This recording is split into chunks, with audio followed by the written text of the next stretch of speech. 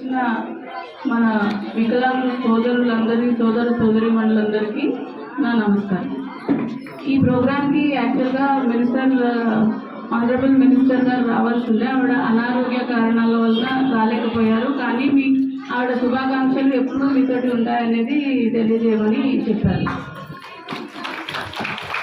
అయితే వీళ్ళ ఎంపిక ఎలా జరిగింది అనే దాని మీద కొద్దిగా నేను అప్డేట్ చేయాలనుకుంటున్నాను. లాస్ట్ ఇయర్ సెప్టెంబర్ 30 నాడు అలిన్కో ద్వారా వీళ్ళ బెనిఫిషియరీ సెలెక్షన్ ఆన్లైన్ రిక్రూట్మెంట్ ద్వారా జరిగింది. అందులో మనకి నర్సంపేటకి 47 మంది అండ్ వరంగల్కి 58 మంది, వర్ధనపేటకి 45 మందిని అప్లై చేసుకున్నారు. అండ్ వాళ్ళ ఎలిజిబిలిటీ క్రైటీరియా బేస్ చేసుకొని వాళ్ళ సెలెక్షన్ని చేయడం జరిగింది. అందులో నర్సంపేట గత ఏడాదే 30th సెప్టెంబర్ నాడు పంపిణీ చేశారు ట్రైసైకిల్స్ అనేది.